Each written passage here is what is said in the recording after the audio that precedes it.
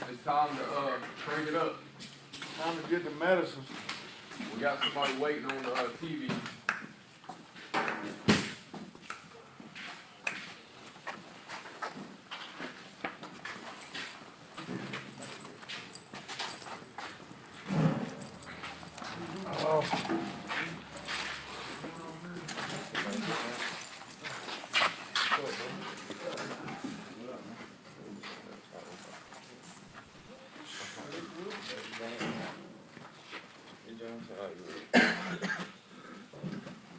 Okay. That's it, right, EJ? Yeah.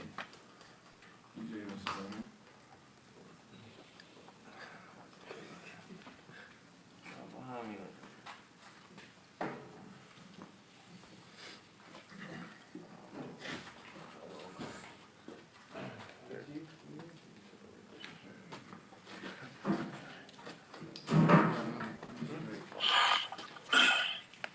Working on it, dude. Give me 1 second. Just trying You're good. trying to connect. Can you hear me okay? Yeah, I can hear you. I just can't see you yet. No signal. Okay. Oh, man.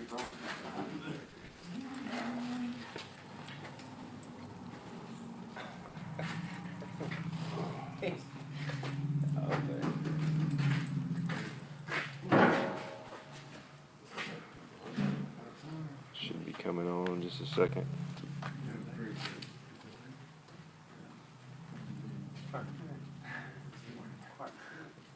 No. Tommy Hill. Hill. Hope you got plenty of rest last night. Wasn't no sleep. Nah, it's time to eat. The day's over with, cool. I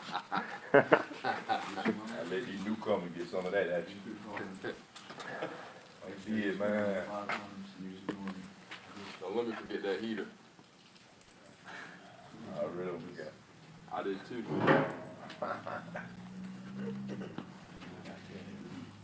All right, there we go. Gotcha. All right, let's see if we can get this volume now. Take off. Can you hear me? Yep. All right. Good morning, gentlemen.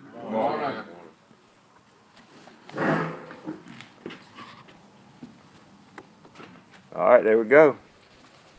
All right. Good morning. Good morning. Always a pleasure to come on and speak with you guys. And so I was listening to Josh the other day on their luncheon, and I was just really moved by his testimony. And you know, you hear people come in all the time and talk about their testimony, but I was really moved by what he had to say. And you know, I think it's important that God gets the word out. You know, sometimes it is through testimony, sometimes it's through teaching. You know, whatever the case may be, but.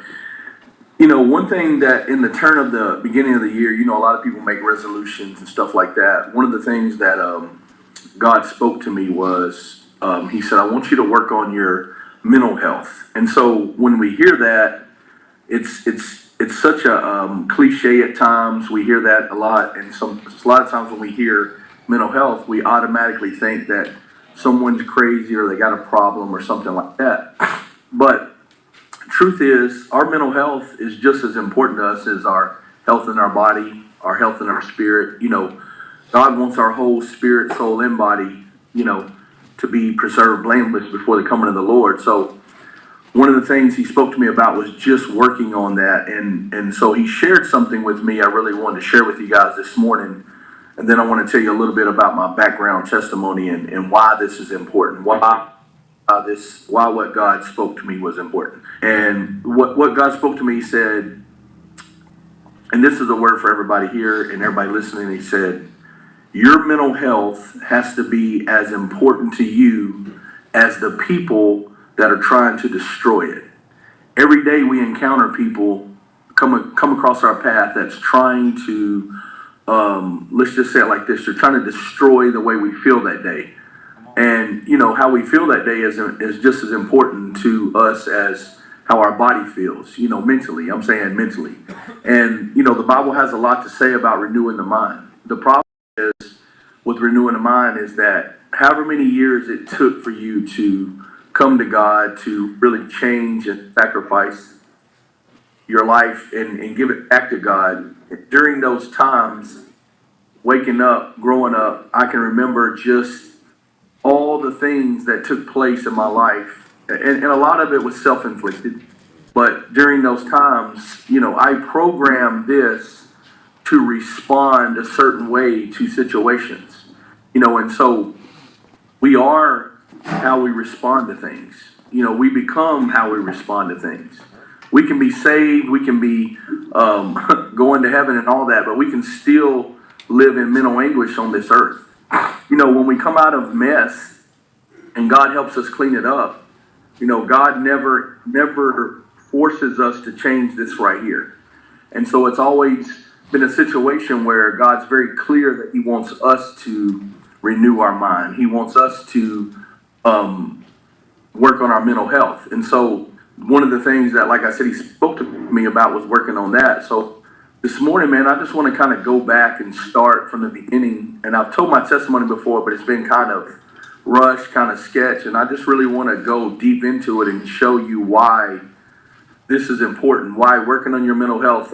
I'm 43 years old, and there's still times where I find myself reverting mentally back to old ways and just how I respond to things sometimes. I can get on here and pretend to be some great person that's got it all figured out, but I believe in being real. I believe in being transparent. And so, a lot of the things that I encounter on a daily basis, I can see when things are going good. I can see where the enemy wants to bring up my past and try to use it, or he wants to use people from my past. So I just think it's important as men of God to really be transparent with each other. And so I'll just kind of start back from the beginning. My name is Art Smotherman. I was born and raised here in Nashville, Tennessee. And when I was 4 years old, my mother got pregnant with my little brother, and she literally dropped me at the doorstep of my dad's house. And I remember the story that I was told. Of course, I was probably too young to really remember what happened, but when I was dropped off at 4 years old, she just dropped me off at the doorstep. She didn't check and see if anyone was home. And so I remember my dad telling me later that I got dropped off, and then around the front porch, knocking on the door, couldn't get in. So then, like any child that age, I just kind of wandered off, into the yard and into the, not really into the street, but into the sidewalk. And I was really just confused, to be honest. It was really a confusing moment for me, even though I don't remember as much about it as I should. I just think back and think, what would any 4-year-old do if they were dropped at a doorstep and couldn't get in a house? So it was really traumatizing as a child hearing the story, but also remembering that waking up every day after that my mom wasn't around. And so I didn't really understand. And so it was really one of those things that was very confusing to me. And so she dropped me off when I was 4. My dad was living in active addiction. And when I say active, I mean there was something going on at that house every single day. It was not uncommon. I can just remember going to school and coming home, and it wasn't uncommon for 20, 30 people to be hanging out, just partying. Got to the place where that became normal. And so what would happen was grandmother actually owned the house. She would come home in the mornings, and she would, because of her love for me and her love for God, she would come home and feed me breakfast and make sure I got to school. Luckily for me, I lived 2 houses down from the elementary school, so it wasn't really hard to get back and forth. And so school was really an outlet for me back then. I kind of enjoyed school as a child because it got me out of the chaos. But what was weird is eventually, as I was coming home from school, I kind of got excited because I knew it was going to be a house full of people. I don't know why that excited me as a kid, but it was almost like someone having a party at your house every day. Every day you come home, you're coming home to a bunch of people. And so I had kind of got really adjusted to having people around all the time. So what would happen is I would come home from school, hang out, and I can remember from the time of like 7, 8 years old. My memory does go back that far, and so I remember coming home, hanging out. There'd be a house full of people, but then around 7, 8 o'clock, people would start leaving. My dad would kind of get in the shower and get himself ready, and then he would leave. And what I realized later, they would just all carrying the party from his house on over to like a bar or somewhere like that. And so I can remember spending a lot of, most evenings I would spend by myself because my grandmother, who owned the house, she wouldn't want to be there because she didn't want to be in the middle of the mess. So she would come, check on things, and then she cleaned houses. So she'd go clean houses all day, and then she would stay away. She wouldn't even come back till the next day because she didn't want to be in the middle of the chaos. But I got comfortable in the chaos, and I think that's important to share because a lot of us come out of addiction or whatever your situation and mess had become. A lot of us, we got so addicted to the chaos. And so I say all that to say that later in life, and I'll get to that, is how that led to some of my actions and some of my choices. So like I said, I'm gonna go back to the beginning. Like I said, I was 7, 8 years old, remember that, but I remember at 7 or 8 years old spending a lot of time by myself at home. And like any person that age, you're just kind of curious about everything in the house. We had upstairs, downstairs, and I was home all alone. And I remember at 8 years old, I discovered my dad had a closet full of dirty magazines. And so I can remember as early as 8 years old going in there, finding that he had nothing but one of those little hook locks on it. So it wasn't no deadbolts or nothing like that. And so I found that. And so it became a situation where it was like when I was excited when everybody left because I knew what I was going to go look at, and so my mess and my problems with who I became for so long started, at such an early age. And, the Bible says, train a child up in the way it should go, and when he's older, he will not depart from that. That's not how you train a child. You don't train a child by leaving them home by themselves. You don't train a child by letting them be curious and do whatever they want to do. And so the training I was getting was kind of self-trained, and so what would happen is I would stay home, I would go to bed because I knew I had to get up and go to school. Even though I was home alone, I had enough sense to know that, I like to sleep and I needed to go to bed at a certain time. So I would go to bed, and then it would never fail about 12, 1, 2, a little bit different every day. My dad would come home, and you could hear him because he wasn't, he was coming home drunk, so you could hear him.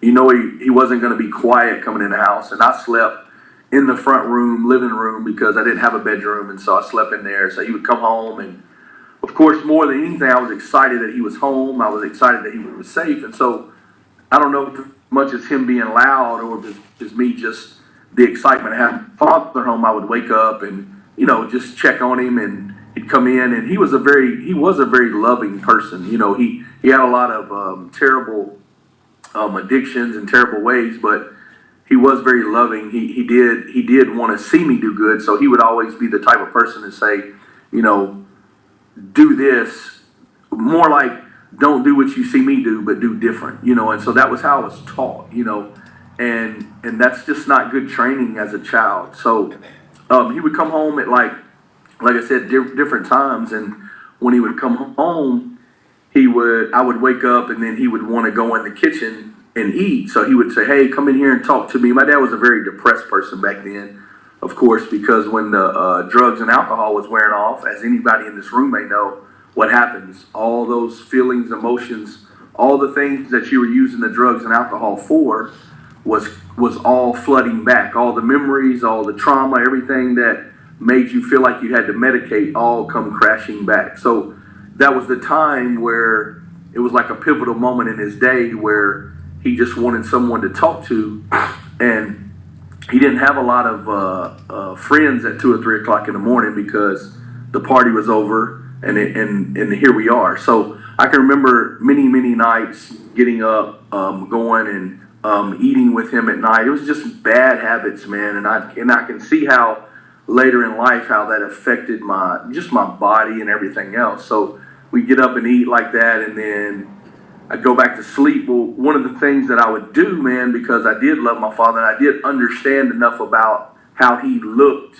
when he was that drunk. I knew he wasn't, he was stumbling around, just craziness. And so I knew in my head, like, I had watched enough TV, even though it was just regular TV back then, watched enough TV and knew that he probably shouldn't be driving at that state. So I would find his keys, man, and I would hide them from him. And then he would get done eating and he'd go, man, I got to go do this. And I'd be like, what do you mean? He was like, I got to go do this. And then he'd be like, you see my keys? I'm like, no, Dad, I ain't seen your keys. So I would literally, as a 7 or 8 year old, hide his keys from him. And what I realized later, man, is that I was really put in a position to play dad. And no 7 or 8 year old should ever be in a position to play dad. But I don't say all that because I want anybody to feel sorry for me. I just say all that to say that my mental health is so important to me now because I didn't have a choice at that age. All I knew at that age was how to survive. I didn't know how to live. No one had taught me properly how to live. So he would come in, like I said, I'd hide his keys, and then what I would do is I would just sit with him until he passed out because I knew there was a time frame after he'd eat that he was eventually going to pass out. And so he would pass out, I'd go to bed, wake up, go to school. And it was kind of a revolving door that always happened like that. But then the glory of God comes in like this because my grandmother was very faithful in church. And so I was raised in a Baptist church in East Nashville, and every Sunday up and she'd be like, hey, if you come to church, we had a Krispy Kreme donuts right next door. So if you come to church, we're getting donuts. And so that was kind of the thing it took to motivate me to get up and go to church. And I'd get up and go to church with my grandmother. But what I began to realize, and I didn't realize this till later, is I really looked forward to going to church just because there were so many people there that I considered to be normal people. Even though I knew this was a comfortable chaos that I had enjoyed in my home, I also knew it was abnormal because I had spent enough time around other kids, spending the night at their houses, seeing how their parents operated. And I can remember going to church and learning how to pray, So as I learned how to pray, I started praying and I was like, Lord, I just want my father to be normal like everybody else's father. And of course, what is normal? Normal is definitely perspective because everybody's normal is different. So normal to me was a mom and dad in the house cooking dinner. That's what I viewed normal. The eating habits that I had as a child followed me into adulthood at one time as well. But just eating late at night like that, my dad always made sure there was bologna in the kitchen. We always had peanut butter and jelly. My grandmother always had eggs. So, it's kind of one of those things where it was never really meals. It was more like snacking all day, stuff like that. So I used to find myself literally going to my friend's house around dinner time because I was smart enough to know that wasn't nobody cooking dinner at my house. And so I was going to find a way to eat. So I would go to my friend's house during dinner time.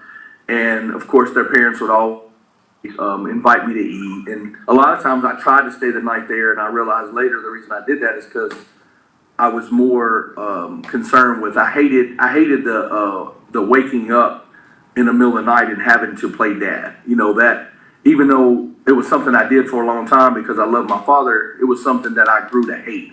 So I used to try to spend a night away from home as much as possible. And I remember a situation when I was in Bible college and I had to write a paper about kind of a testimony, but more about how the goodness of God reigned in my life. And so I'm going to share something with you I haven't shared with a lot of people. And I remember this because later on in life, it was like one of those moments where I was glad that God protected me from the mess. So you got to remember, I was looking at these, pornography at 7, 8 years old. And so by the time I was 12, I was at a place where now going through puberty, this all began to hit home. So I'll never forget this. There was a summer and like I said, it was a constant party at the house all the time. And so when I was about 12 years old, I remember there was a lady that used to come over there and party with everybody. And very pretty, wore a lot of makeup all the time. it was one of them things where you saw a lot of desperate men at the house always hitting on her, stuff like that. Come to find out later, and I'll go back to this story, but come to find out later, she was basically paid, by a lot of people to have sex with them. So we would call that person an escort today. So at 12 years old, I remember one of my dad's friends, and this went on for about a month and a half. Every day he would go, "Man, have you done anything yet? Blase, blase." And I would just kind of ignore it. I would kind of laugh about it. I thought it was kind of really funny that they would ask me that. Well, then it got to the point where they began to have her flirt with me. And so I was 12 years old and I was naive, but I had seen enough of these books to kind of know what they meant by this. So she would start flirting with me. I kind of liked the attention. I never went through with it. But I remember the feeling I had when she would flirt with me, how like it would make me feel like a part of me would be excited about it, but then a part of me, because the love of God was loving on me and working on me already at that age, that the point was, I remember every time she would flirt with me, it was like there would be so much nervousness come upon me that was like I would kind of like find a way to hide eventually from her. And when I say hide, I would just find something else to do in the house, or I would leave any room she was at when she showed up, because it just got to the point where it was very uncomfortable. It was almost like mental rape. It's to the point where she's flirting with me and doing all this, and it was really weird, to be honest. And years later, and I say this to say that here's where God always had his hand on me. So years later, she disappeared. She don't come around no more. Years later, I find out that this lady ended up having AIDS and dying from AIDS. So, no 12-year-old should be exposed to that. It's just some of the things that happened in my past were really weird, but I see now why God always says, I want you to continue to work on your mental health, because there was a lot of things placed down inside of me that were just unhealthy. They were unhealthy spiritually, they were unhealthy mentally, and they were definitely unhealthy physically. So 12 years old, that happened. And then I remember just the I grew up in, it's just a very poor area, like I'm sure a lot of us grew up in. And so it's just, we just survived. We didn't know how to live. And so my grandmother, who took me to church every Sunday, I remember when I was about 12 years old, she fell and broke her hip. And so when she broke her hip, she couldn't go to church because she was on a walker. So it took a while to even get her back to the place where she could move on the walker and do things like that. So we stopped going to church. And when we stopped going to church, it's kind of one of them things where the things I was doing in the neighborhood, the people I was hanging out with, the influences become more prevalent, because I didn't really have an outlet, and I share this to say that all of us need an outlet in life. All of us need someone that we can speak to and we can let stuff out on, and I remember listening to a minister when I got older, and it was called The Bait of Satan. And one of the things he was talking about was, you got the Great Sea and you got the Dead Sea. Well, the Great Sea actually dumps into the Dead Sea. Well, the funny thing about the story was, everything in the Great Sea is alive and flourishing, but everything in the Dead Sea is dead. Well, come to find out, the reason is, like I said, everyone needs an outlet. That water even needs an outlet, because everything flows through that water, through the Great Sea. It dumps into the Dead Sea, but then everything in the Dead Sea ends, and there's nowhere for that to dump. So what happens is, the Dead Sea continues to get dumped on all the time, but then it has no outlet to get rid of its mess. And I say that and share that with you guys because that's how a lot of us grew up. A lot of us grew up with people continually dumping things on us in our lap, and then we had no way of getting it out. We didn't know any better. We didn't have good guidance and people to share things with. So church for me back then was an outlet. You know, it was a way for me to get out of the house. It was a way for me to go and see people that I thought were living normal lives. I thought the people at church had it all together. And so not going to church, I could kind of see where my life began to really turn in a different direction. You know, the funny thing about the whole story is I never even used drugs and alcohol until I was like 18, 19 years old, because I had seen a mess in my house that I said to myself, I never want to be like anybody in this house. You know, so even though I lived in a chaotic situation, I had enough sense in my mind to say, I don't want to live like that. You know, so stopped going to church. Fast forward the story, I can remember, I think I was 14, 15 years old. Woke up one morning, went in there. My dad was bent over. This was December 1st, 1992. Went in there. My dad was bent over, holding his stomach, and you know, and I just looked at him, and I remember him saying, "Man, I'm not doing okay." And I was like, "What do you mean you're not doing okay?" He's like, "I'm not doing okay." And so I remember one of his friends come over that morning, and he's like, "Hey man, what's going on?" And he got over there, and my dad just began to tell him, you know, I'm pretty bad off. And so long story short, they rushed my father to the emergency room, and come to find out, he had basically drank himself to death. So he went to the hospital, and in 1992, I'd have been 15 years old. So he went to the hospital. They admitted him. He went to the emergency room. They admitted him. He went into an immediate coma. So, mind you, my dad wakes up one morning and says, I don't feel good. They take him to the hospital. 2 days later, he's in the hospital, and he's bent over, and now they got him strapped down to the bed, because if anybody is familiar with this, if you drink that much alcohol, and then if someone completely removes it from your life, you go through withdrawals. And so they had him strapped down to the bed, and I remember walking in, just trying to see how my father was doing, and it was just kind of one of those things, weird, man. It was like scary. It was like something you see on TV. It was almost like you were looking at a crazy person, because he would open his eyes and he would look right past me, even though I was right there, and he would just shake, and they had to keep him tied down because he would shake so bad.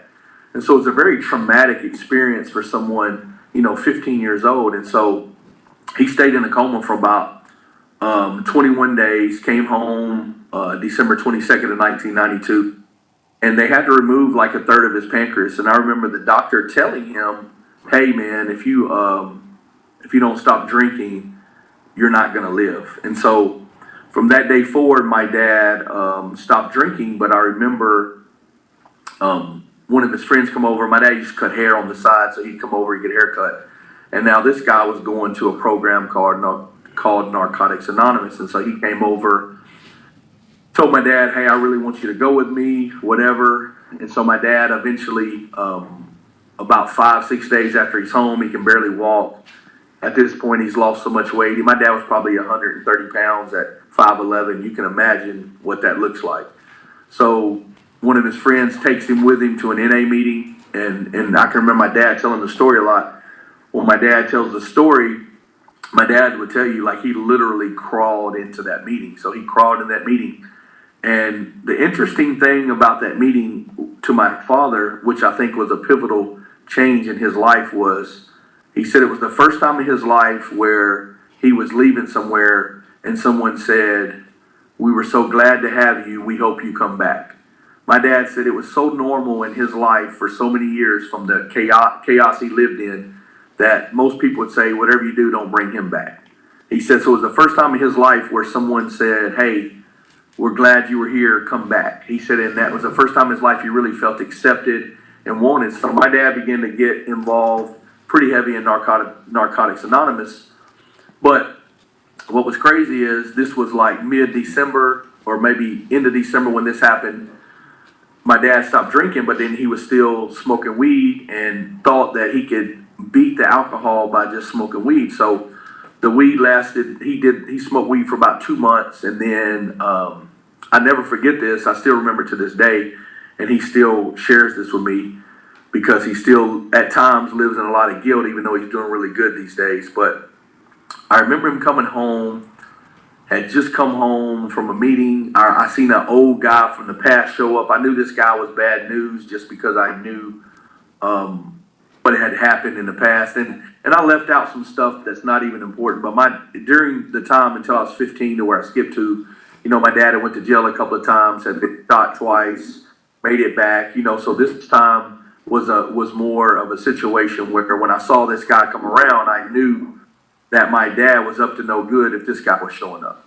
So I remember my dad and him hanging out. He gets his haircut, he leaves. I remember my dad rushing to the bathroom. And so I knew what that meant. And so I went in his bedroom and I was acting like I was looking for something, and I kind of just hung out. And my dad was in the bathroom for about 20 minutes. And I'll never forget this. He comes out and I could just see the look on his face, the look that he saw a ghost, because I was standing there when he walked out. He went in there and shot up. He went in there and shot up. And so I remember looking at him when I was 15, and I just looked at him and said, man, I hate you. I can't believe that you still are this person that you promised you would never be again. So it was crazy, man. I remember that happening. And then I remember just wanting to get out of there and just going and hanging out with other people. And then my dad did end up getting really clean. He got clean April 7th of 1993, and he's been clean from drugs and alcohol ever since. But that didn't change my story. Just because he got his life together, I still had so much stuff going on in my life that I didn't know about. So I remember getting a car at 16 and going out and hanging out with friends and doing stuff. I had the car, so I was a cool person. I could haul people around, whatever. And I remember one summer, I was hanging out with a group of guys, and they like to fight and do all this stuff. And I remember getting a phone call from one of my buddies. He was like, hey man, we got to go pick up Taj, man. He just got shot. So we had a friend that was, this kid we were 16. He was probably 6'2", 240, and he used to knock grown men out. So he ended up trying to fight somebody at some house, and they shot him. And so luckily it just shot him in his arm. And so he goes to the hospital, gets released same day. So then we're going to pick him up. We pick him up, and he's like, hey man, ride by here. We got to pick up this girl. Well, little did I know we're going back to the scene of where he just got shot. I was naive about the situation. I guess I should have thought more into it, but I was just more concerned with being a part of this group, a part of these friends. And so we get in the car, go back over there. Man, the guy is standing there with a rifle, and he's like, man, if y'all don't get out of here, I'm finna shoot everybody. So I'm like, man, look, Taj, get in the car. I had a Beretta. The car Beretta. I didn't have a gun. I had a Beretta. And so I remember opening the doors, a 2-door. So I'm like, man, get in the back. Come on, we got to go. And so the guy shoots the shot in the air as a warning shot. So Taj jumps in the back seat, and we begin to pull off. And then the guy starts shooting at us with the rifle. And I remember getting grazed in my arm by the bullet, and I ended up having 2 bullet holes in my door. And I just share that to say that, that was just another time where God spared my life, because that bullet missed my chest by about 2 inches.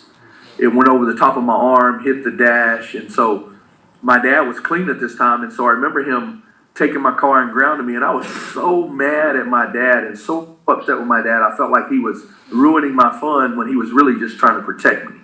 So what I thought was interesting about that story, though, and I left this part out because, like I said, I'm just trying to share all this with you guys. But I remember the Sunday before that happened, one of my friend's parents that we were hanging out with invited us to church. So we go to church, we have a good time at church, and then I realized at that moment, it's like, I miss church. I need to do this again. I remember what church was like. And so fast forward the story, this happened like the following week, sometime during the week. And so I really got mad at God. It was like a situation where I was like, man, I come to church, I'm trying to think I'm going to do the right thing, and then this happens to me. So it was like I was blaming God, like God somehow had something to do with this. Like God somehow didn't want me at church. And then we were living still at my grandmother's house, and so she had 2 broken hips. My dad was clean now, trying to take care of her. And I remember the church that she went to, as I told you guys, she was very faithful to that church. She went there every day as the doors open. So some people from the church come to check on her one time, and my grandmother was a widow of two different husbands, had 5 kids by 2 different men, and was widowed by both of them. So at this moment in her life, she was in her 60s, and so she had a companion that she called her boyfriend. He didn't, it wasn't my business, but I do know that she loved this man, and I do know that she wasn't in a hurry to remarry nobody at her 60s. She just wanted companionship. So my grandmother, what really upset me about this story is I already had this in my head that for some reason God doesn't want me close to him or whatever because I got shot at. And then I remember this happening. They come over to the house to see my grandmother and check on her. And because she was laying in the room with this guy, they were both laying on the bed watching TV. They were on top of the covers. Neither one of them was under the covers. The people from the church shunned my grandmother and basically didn't have nothing else to do with her because she wasn't married to this man. And so that really just turned me off toward church. And I can just remember after that, it was like I didn't want nothing to do with God. I wanted to be as far away from God as I could. And so that's kind of when my mess started. And I can remember just beginning to get involved with everybody I knew that was up to no good. Fast forward the story, I graduate. I'm all over the place. I don't know what I'm going to do with my life. And so God began to work on my heart again. I was like, man, I got to get out of here. This is going to end bad for me. So I remember signing up for the Air Force. Had to lose a bunch of weight to go to the Air Force because, remind you guys, I sit around and used to eat at 2 a.m, which is unhealthy for people. I've always been a bigger guy by nature. It's just how I was built. But eating at 2 o'clock in the morning and then going to bed and waking back up, it wasn't healthy. And so had to lose a bunch of weight to go in the military. I go in the military. I joined the National Guard. Trying to do good with my life. And then I remember now I had a purpose. And so even though I had a purpose, I still had a lot of the old mentality because at this time I wasn't going to church. I didn't have a relationship with God. So all I was trying to do was figure it out in my own power. So I remember going to being in the military, but then I remember just hanging out, and I remember the first time that I tried ecstasy. And it was weird, man, because I tried ecstasy and it was like a light switch went off. It was like I felt a high I'd never felt before, but I also felt an empowerment that I never felt before. And so it was one of those things where I saw everybody would take this and how everybody responded to this. And I was like, man, I got to get more of this.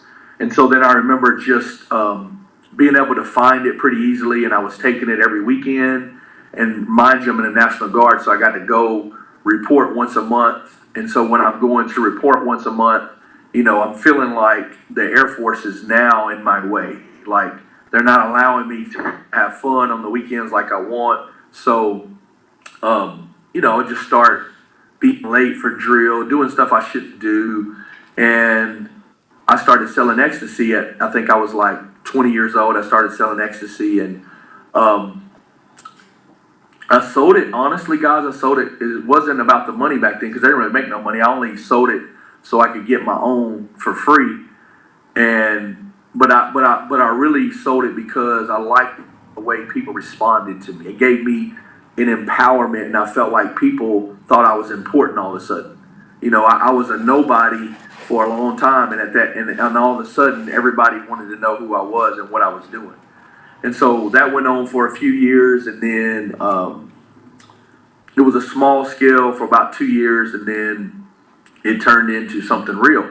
And I remember flying to Tampa, Florida, and we ended up, this was back before 9/11, so you could get back and forth out of the airport. They didn't have scanners and nothing like that. It was just metal detectors. So we would fly down there and get a whole bunch of it and fly back. And then it just began to get to the place where flying down there was too risky. We found someone at home. And before I know it, man, we was picking up 10,000 ecstasy pills a week. Every Thursday we'd pick them up, and then we would pay our guy on Sundays. It'd just be like a revolving door. And then 2000, 2000. Let me think the story back. Hold on, 2002. So I had a child in 2000 with a woman, and then we weren't married. I had a child with her, and then in 2002, a lot of the guys that I was running with got busted locally here. And it was weird because they all got busted, but no one came to my house. And so I thought it was really weird. Come to find out, the reason no one ever came to my house is I never sold anything out of my house. I always did it when we were out and about. So a lot of the people that I had been running with got busted. At this point, they're all talking. So they're all literally coming to me going, "Hey man, you gotta come in here and talk to these people. It's not gonna be good." But in my mind, all I've ever seen was TV. I'm like, "Hey, they didn't catch me with nothing. I'm not going in and talk to these people." So I eventually took a lawyer with me, went and talked to him. The lawyer looked at me, it's like, "They ain't got nothing on you, let's go." So we leave, and then the end of that year, I get indicted. So long story short, I go to prison for the first time in 2003 on a conspiracy charge. That's where I met your pastor for the first time. But remind you, this time I do like 2.5 years on the inside. I do like 6 months outside. I take the drug program so I can get out early. I meet Chris. We're super cool. But the whole time I'm in there, man, I'm not doing anything to better myself. All I'm doing is hanging out with people and shooting the job all day and figuring out how I'm going to hustle when I get out. And so I can remember some of the relationships I built in prison. I come home in 2005. I go right back to hustling again. I go right back to the weed plug I had. He was still out. Went right back to him. I probably I was in the halfway house, man. And I got to tell you this part of the story. So I'm in the halfway house. I meet this woman. I hadn't been touched for years. I meet this woman. She's a tall blonde. I think I'm in love with her. Marry her while I'm still in the halfway house. She was in the halfway house. It was the dumbest thing I ever done. I look back now and I laugh at myself. I'm like, how could anybody be so dumb? So I married this woman. We start hustling together. Out 18 months, man, I'm on federal probation. Boom, get arrested again. Well, the crazy thing about the story was my brother had picked up a van full of weed, and he was taking it to a house that we used to have out in the country, and I didn't even have to be there. I didn't even have to follow him. I didn't have to do anything. But I remember the morning that this happened. I used to wake up every morning, and I could go out and buy anything I wanted. I had money in my pocket. Didn't work. Lied to the PO all the time. But in my heart, I was like, man, I'm miserable. I remember wanting out of this lifestyle, but then also not wanting to go back to prison. So I was really sowing two different seeds. So this particular day, we pick up this at like 2 a.m, which was absolute no-no. I don't even have to be there. I think I'm responsible for it. So I'm like, all right, I'm gonna follow him home. The girl that was my wife at the time was like, no, we can't follow him. This is crazy. This is too late at night. So we start following him home, and then long story short, we all get pulled over, get busted. I don't have anything in the vehicle with me. He's got it all with him, but they booked us that night in the county jail, and I was gone for like 5.5 months. They really didn't have a case against me because I didn't have anything with me. They didn't catch me with anything, and I was far enough away from him that when they arrested me, I just said, hey, I was following my brother home because he had been drinking. He wanted us to follow him home. I didn't know what he had going on, whatever. Well, I go to jail for like 5.5 months, county jail, and that's where I met my pastor at. So October 31st, 2006, it's Halloween night. I go into a church service, and honestly, I was just running that church service because I went to court that day. They wouldn't give me a bond. We had no bond. They wouldn't give me a bond. So I went to church, and I really just want to get out of my cell. But I can just remember listening to his testimony and all the goodness and all the good things God did for him. And I can just remember sitting in that church service, man, I just started crying. And the pastor looked at me and said, I saw you in court today. He said, no, I hadn't cried yet, but he said, I saw you in court today. How'd it go? And I just remember looking at him, and I said, not good. And then I can remember just busting out crying, and then the service is over, and he pulls me to the side. He just starts loving on me, talking to me.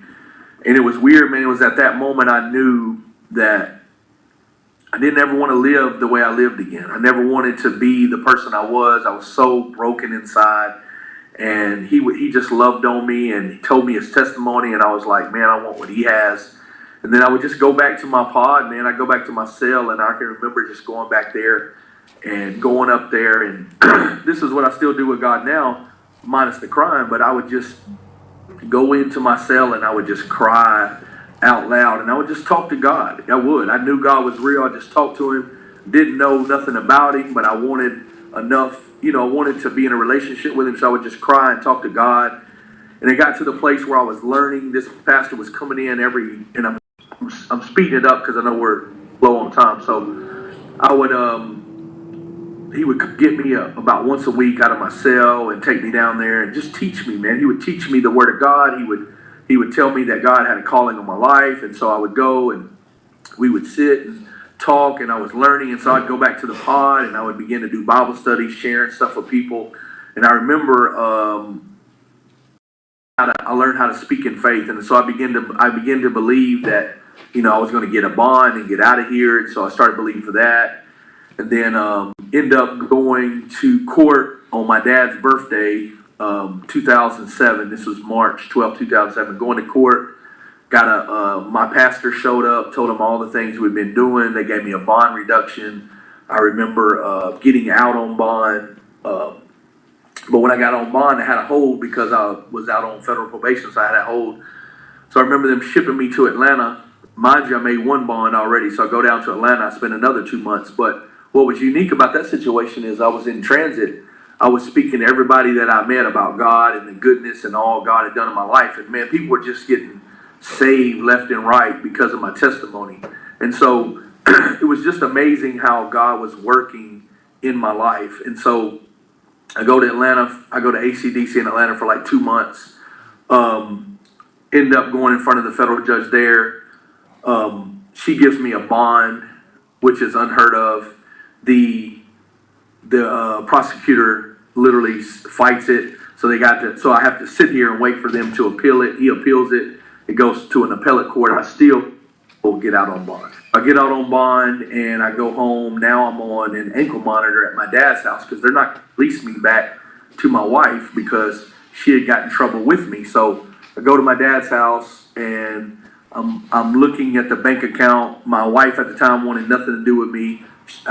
She spent all my money that I had. It was just crazy, man. And just come to find out, it's crazy. So God spoke to me one day and he said, hey, do you want this woman or do you want me? And I'll never forget that. It was audible to me. I was just walking around outside. I had an ankle monitor on, and this woman didn't want nothing to do with me. And what was weird about the situation is all those old feelings started coming back up of abandonment. When my mom abandoned me years ago, here this woman abandoned me now. So I was really broken, and I just remember God saying, hey, I have something really special for you. Do you want it or do you want her? And that was a real transition moment for me, and I'm sure everybody in this room had moments where God spoke to you and said, do you want me or do you want the world? And so that was a moment for me where I said, I want you, Lord.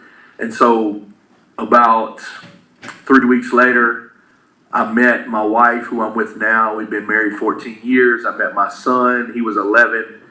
As you guys know, I don't know if you've heard the whole story, he now plays in the NFL.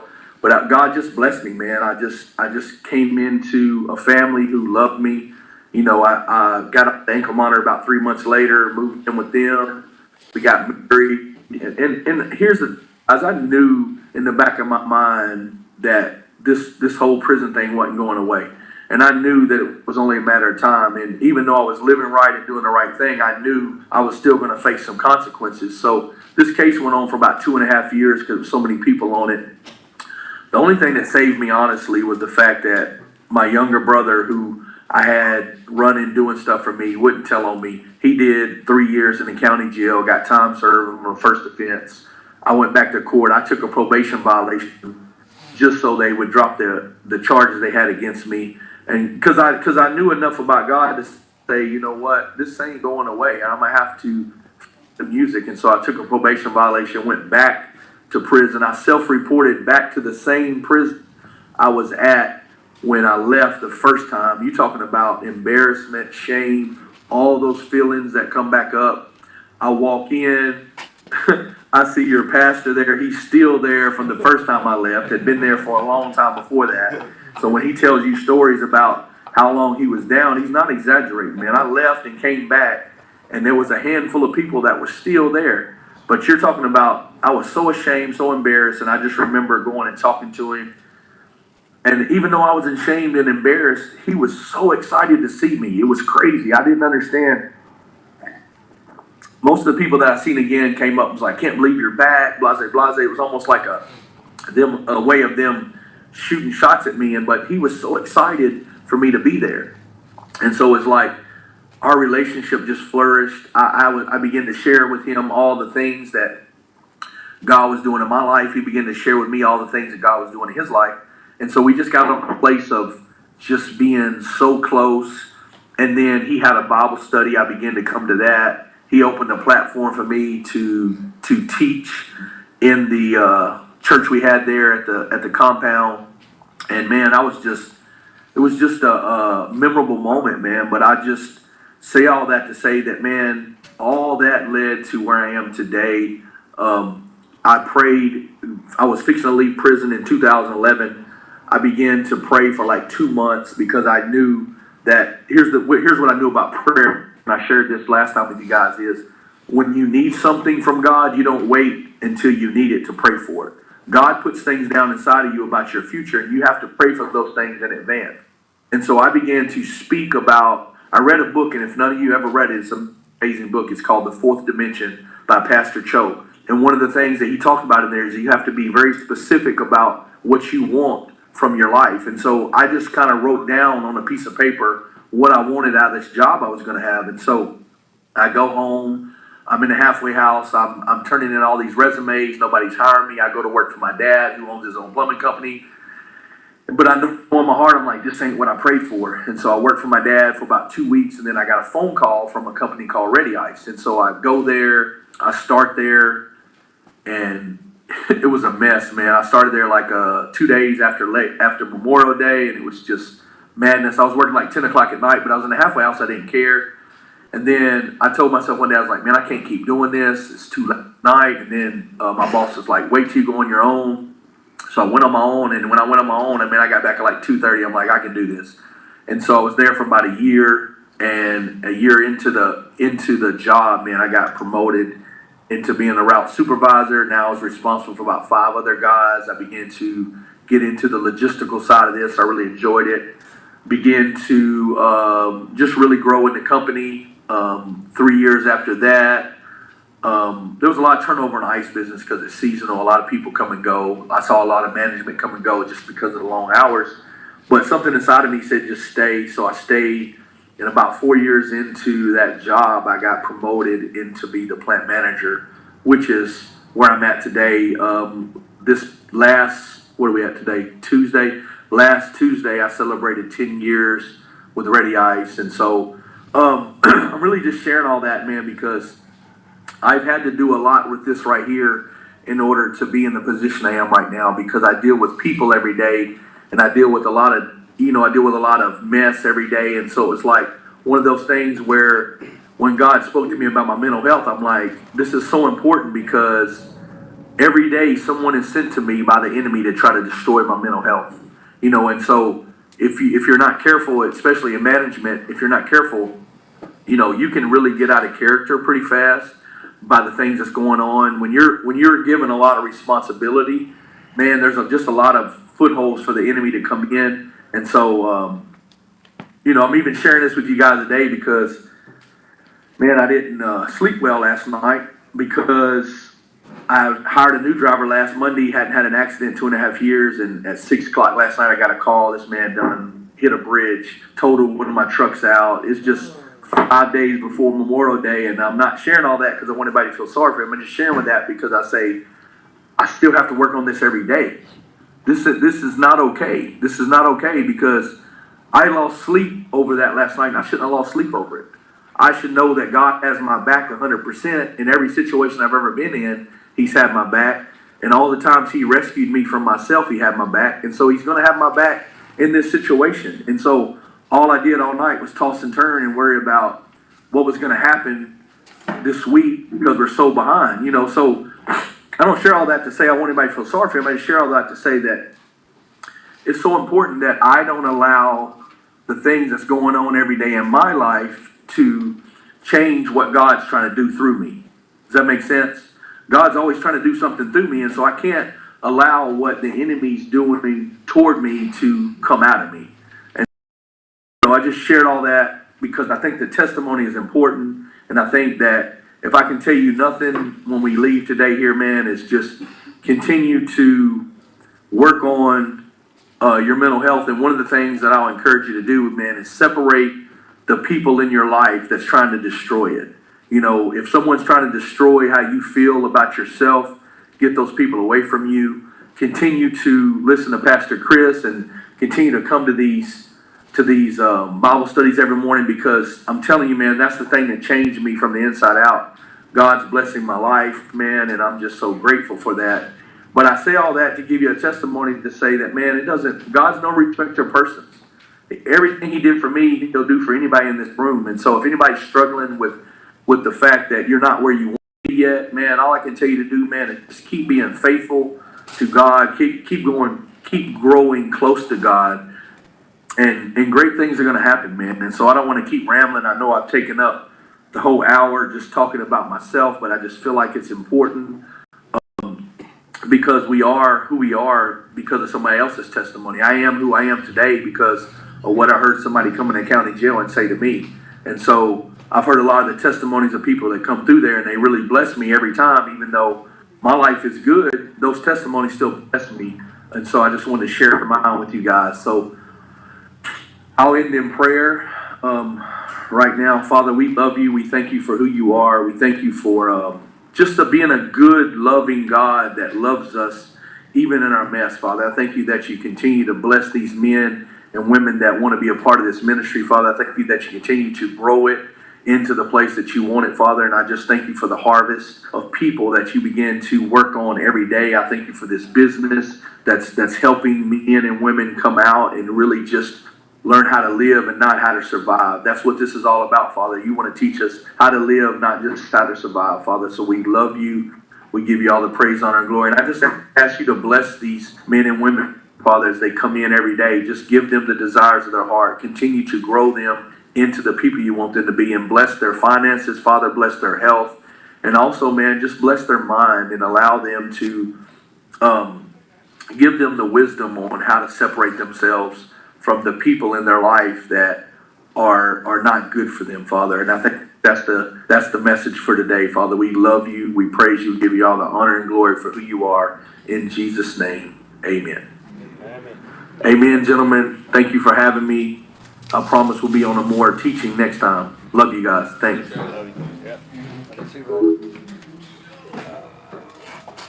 Is he on the schedule? Yeah.